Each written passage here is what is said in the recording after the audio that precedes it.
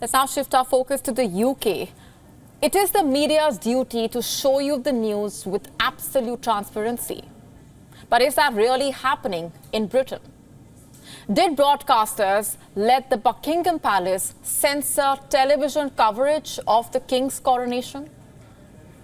The claim is that the monarchy imposed extraordinary restrictions on the media to the extent that the royals even demanded the right to delete footage after it was aired.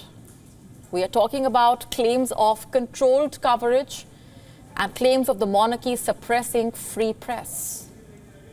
Reports say the royals love what they call a perpetuity edit. It means that the palace has the right to dictate which clips can be shown in future broadcasts.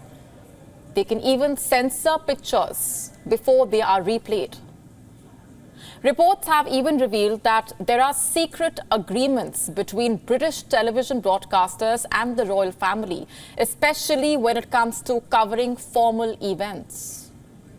The Guardian talks about how the Buckingham Palace manipulated the coverage of Queen Elizabeth II's funeral, a procession watched by nearly 1 million people in central London, and also King Charles' coronation.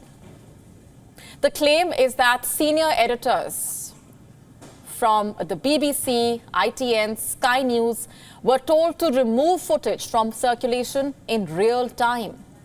In fact, the former head of Sky News, John Riley, says that the royal family has always tried to escape real scrutiny by news broadcasters. Riley says that he had to give a list of questions to Charles before an interview in the year 2017. The journalists claimed that it was a quote-unquote bad decision and that the channel would not have a robust defense if they were questioned. And what if the monarchy's rules are not followed? A British journalist says, and I'm quoting, royal palaces freak out when a broadcast journalist doorsteps a member of the royal family. Haughty emails, phone calls, and even a summon for head of news to a meeting can swiftly follow. I have experienced this treatment, quote unquote. You see, Britain does not hesitate when it comes to criticizing others.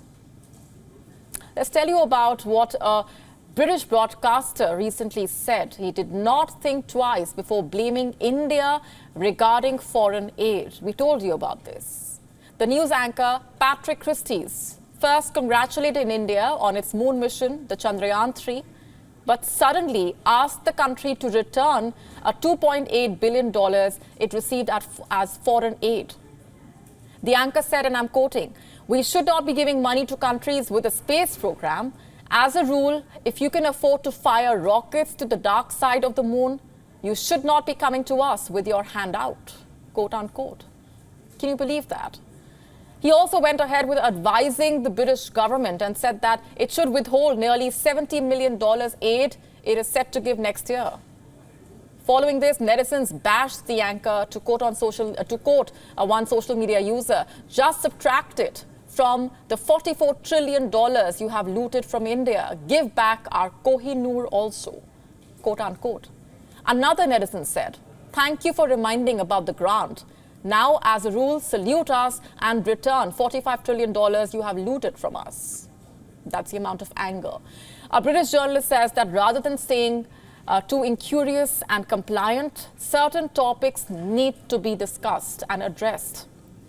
Topics like why King Charles did not pay any inheritance tax on the fortune that he inherited from his mother, or why some members of the family don't pay capital gains tax. WION now available in your country. Download the app now. Get all the updates on the move.